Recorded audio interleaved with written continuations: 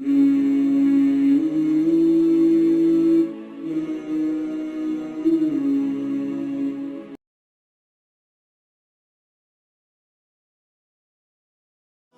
جب کسی سے ناراض ہوتا ہے رزق نہیں چھینتا، آب و دانہ بند نہیں کرتا، سورج کو حکم نہیں کرتا کہ اس کے آنگن میں روشنی نہیں پھیلانی، چاند کو نہیں روکتا کہ تیری کرنیں اس کے ویڑے میں نہیں پڑنی چاہیے، بلکہ اللہ جب کسی سے ناراض ہوتا ہے سجدوں کی توفیق چھین لیتا ہے۔ سجدوں کی توفیق چھن گئی تو پھر سمجھو اللہ ناراض ہے، اللہ راضی نہیں ہے۔ اور اگر سجدوں کی توفیق نصیب ہو جائے، کسی نے واصف علی واصف مرحوم سے پوچھا تھا کہ کیسے ہمیں پتا چلے گا کہ ہماری نماز قبول ہو گئی ہے، تو انہوں نے کہا تھا ایک نماز کے بعد دوسری عطا ہو جائے تو سمجھ لو پہلی قبول ہو گئی۔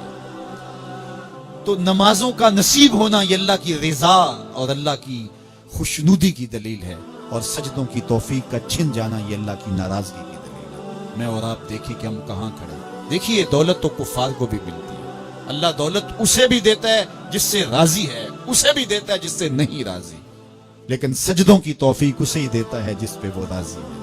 تو 5 گانا نماز شعار زندگی بنا لیجئے، نماز قضا نہ ہونے پائے۔ قیامت کے دن بے نمازی اس صف میں کھڑا ہوگا جس صف میں نمرود کھڑا ہوگا، جس صف میں حامان کھڑا ہوگا، قارون کھڑا ہوگا، شداد کھڑا ہوگا۔ مجھے بتائیے ہم میں سے کوئی یہ گوارہ کرتا ہے ہم اس صف میں کھڑے کر دیے جائیں جہاں دشمنان خدا کھڑے ہوں؟ آج کوئی نماز پڑھے یا نہ پڑھے، حشر کے دن حکم ہوگا کہ اللہ کے حضور سجدہ کرو، ہر کوئی سجدہ کرنا چاہے گا، جو نہیں پڑھتا وہ بھی کرنا چاہے گا، لیکن بے نمازی کی کمر اکڑ جائے گی، وہ آرزو رکھنے کے باوجود سجدہ نہیں کر پائے گا۔ قرآن بتاتا ہے کچھ لوگ جہنم کو دھکیلے جا رہے ہوں گے، انہیں کچھ لوگ پوچھیں گے ما سلککم فی سقر، تم جہنم کو کیوں جا رہے ہو، کیا ہوا تمہیں؟ تو وہ جواب میں کیا کہیں گے؟ لم نکو من المصلین، ہم نماز نہیں پڑھا کرتے تھے۔ سب سے پہلا حساب قیامت کے دن جو بندے سے لیا جائے گا وہ نماز کا لیا جائے گا۔ پہلا سوال بندے سے یہ ہوگا۔ یا چڑیاں بھی رب کی تسبیح بولیں اور اشرف المخلوقات سویا رہے، جب صبح کا وقت ہوتا ہے حشرات الارض بھی بلوں سے نکل کے رب کی تقدیس کے ترانے پڑھ رہے ہوتے ہیں، درختوں کی شاخوں پہ چڑیاں پرندے وہ بھی اللہ کی تقدیس کے ترانے پڑھ رہے ہوتے ہیں، حشرات الارض بھی اس کی تقدیس کے گیت گا رہے ہوتے ہیں، اور اشرف المخلوقات خراٹے لے رہا ہو، اس سے بڑی بد نصیبی کیا ہو سکتی ہے؟ آئیے 5 گانا نماز شعار زندگی بنا لے۔ اس مجلس میں اگر کوئی بے نمازی ہے تو آج عزم مصمم کر کے یہاں سے لوٹے کہ آج کے بعد نماز نہیں چھوڑوں گا، اور اگر آپ 5 گانا نماز کی عادت رکھتے ہیں تو آپ کو مبارک ہو، لیکن یہ عزم کر کے جائیے اپنے گھروں میں، اپنے اعزاء و اقرباء اور اپنے دوستوں میں اس زور سے تلقین اور تاکید کریں گے نماز کی کہ وہ پکے نمازی بن جائیں گے۔ بندہ بندگی سے سجتا ہے، زندگی آمد برائے بندگی، زندگی بے بندگی شرمندگی۔ اگر زندگی میں بندگی نہیں تو زندگی کے پلے ہے کیا؟ علماء نے لکھا ہے کہ یہ سارے درخت حالت قیام میں ہیں، چوپائے حالت رکوع میں ہیں، مینڈک تشہد میں ہیں، اور حشرات الارض سجدے میں ہیں، اور انسان اشرف المخلوقات ہے۔ اس کی عبادت میں درختوں کا قیام بھی رکھا گیا، اور رکوع بھی رکھے گئے، اور سجدے بھی رکھے گئے، اور قعدے بھی رکھے گئے، اس لیے تاکہ اس کی عبادت تمام مخلوقات کی عبادات کی جامع بن جائے۔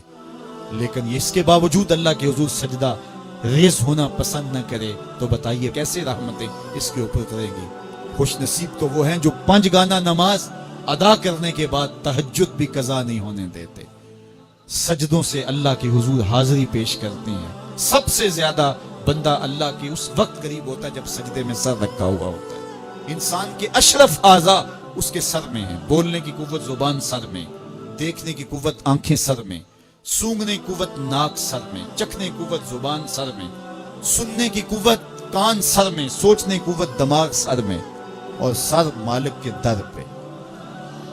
ناک بھی رگڑ رہا ہے، پیشانی بھی رگڑ رہا ہے، اور زبان سے کیا کہہ رہا ہے؟ سبحان ربی الاعلی، مالک مجھ سے نیچے کوئی نہیں، تیرے سے بالا کوئی نہیں۔ انسان کو بندگی کا ذوق جب نصیب ہو جاتا ہے، جب اس کے حضور بندہ جھکنے لگ جاتا ہے تو پھر وہ کسی کے آگے نہیں جھکتا۔ وہ ایک سجدہ جسے تو گراں سمجھتا ہے 1000 سجدے سے آدمی کو دیتا ہے نجات۔ ایک مومن کے لیے نماز تو سندیسہ ہے وصل محبوب کا، محبوب کی چوکھٹ میں حاضری کا ایک موقع ہے جو نماز کے ذریعے سے نصیب ہوتا ہے۔ تو اگر کوئی شخص نماز کو اپنے لیے بوجھ سمجھتا ہے تو پھر وہ محبوب کی ملاقات کی اہمیت کو ہی نہیں جانتا۔ نماز کے لیے جب اذان پکاری جائے تو بندے کو خوشی، فرحت اور مسرت ہونی چاہیے کہ میں اب رب کے حضور حاضر ہوں، نہ یہ کہ وہ گھڑی پہ نظر ڈال کے کہے کہ ابھی تو آئے ہیں پھر دوبارہ اذان شروع ہو گئی، تو پھر اس کو شوق نہیں ہے مالک کے حضور حاضر ہونے کا۔ حضور علیہ الصلوۃ والسلام تو جب حضرت بلال حبشی کو نماز کے لیے اذان کا کہتے تو یہ ارشاد کرتے، ارحنا یا بلال، بلال اٹھو اور ہمارے دل کو راحت پہنچا دو۔ ارحنا یا بلال، بلال ہمارے قلب کو، ہمارے دل کو راحت پہنچا دو۔ تو یہ حضور کے قلب کی راحت، تسکین اور قرار کا سبب ہے۔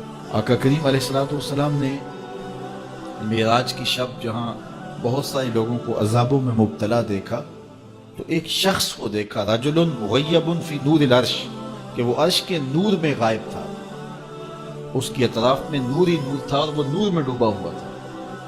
پوچھا کہ یہ کون خوش نصیب شخص ہے، کوئی فرشتہ ہے؟ تو جواب آیا فرشتہ نہیں ہے۔ یہ کوئی پیغمبر ہے؟ پیغمبر بھی نہیں ہے۔ تو یہ کون شخص ہے کہ جو انوار الہیہ کے حصار میں ہے اور ہر طرف نور ہی نور پھیلا ہے؟ تو جواب ملا کہ آپ کی امت کا یہ وہ فرد ہے جس میں 3 خوبیاں تھیں۔ پہلی خوبی تو یہ کہ اس کی زبان اللہ کے ذکر سے تر رہتی تھی، اور دوسری خوبی اس میں یہ تھی وَقَلْبُهُ مُعَلَّقٌ بِالْمَسَاجِدِ، اور اس کا دل مسجدوں کے ساتھ لٹکا ہوا تھا، مسجدوں کے ساتھ دل بستگی تھی سے۔ فرمایا کچھ لوگ ہوتے ہیں کہ وہ مسجدوں کی میخیں ہوتی ہیں، جس طرح وہ کیل لکڑی میں ٹھک جاتا ہے تو یہ بھی مسجدوں میں ٹھکے رہتے ہیں، جب بھی ڈھونڈو کہ مسجد سے ملیں گے۔ فرمایا کبھی یہ لوگ بیمار پڑ جائیں اور مسجد میں حاضر نہ ہو سکیں تو اللہ کے کچھ فرشتے ہیں جو ان کی عیادت کرنے کے لیے ان کے گھروں میں جاتے ہیں۔ تو مسجدوں کی حاضری، مسجدوں کی تعمیر میں دلچسپی، مسجدوں کی آباد کاری کے لیے کوشش، مسجدوں کی صفائی ستھرائی کا اہتمام و التزام، مسجد کی تعمیرات کے مراحل میں دن رات ان سے وابستہ رہنا، یہ خوش نصیب لوگوں کا مقصود ہے۔ فرمایا کہ اللہ کے گھر وہی تعمیر کرتے ہیں جو اللہ اور پچھلے دن پر ایمان لاتے ہیں۔ تو مسجدوں کی تعمیر یقیناً اللہ جل شانہ کی خاص رضا نصیب کرتی ہے۔ ایک روایت میں آتا ہے جس نے تتر کے گھونسلے کے برابر مسجد کی تعمیر کی، فرمایا اللہ جنت میں اس کا محل بنا رہا ہے، اللہ اس کا محل تعمیر کرے گا، اس کو محل عطا کرے گا۔ تو یہ تعمیر مسجد یہ خوش نصیب لوگوں کا مقصود ہے۔ تو مسجدوں کی آبادی اور مسجدوں میں وابستہ رہنا اور دل بستہ ہونا مساجد کے ساتھ، یہ خوش نصیب لوگوں کا مقصود ہے۔ تو بدبخت لوگوں کو یہ سعادت نصیب نہیں ہوتی۔ اچھا، تیسری بات فرمایا کہ جو اس شخص کی خوبی ہے، یہ آج تک اپنے والد گرامی اور اپنی والدہ ماجدہ کو گالی کا سبب نہیں بنا، یعنی کبھی اس نے کوئی ایسا فعل نہیں کیا کہ لوگوں نے کہا کہ یہ کس ماں باپ کا بیٹا ہے اور لوگوں نے اس کے ماں باپ کو برا کہا ہو اس کی وجہ سے۔ تو یہ 3 خوبیاں اس شخص کے اندر پائی جاتی ہیں، اور آج یہ اللہ کے عرش کے نور کے سائے میں اپنے آپ کو کھڑا ہوا پا رہا ہے۔ تو جن کے سر نماز سے بوجھل رہے، مسجد کی حاضری جن کے لیے شوق ہو، اور مسجد میں آتے ہی نکلنے کے لیے کوئی راستے ڈھونڈ رہے ہوں، تو انہیں اپنے اندر اترنا چاہیے۔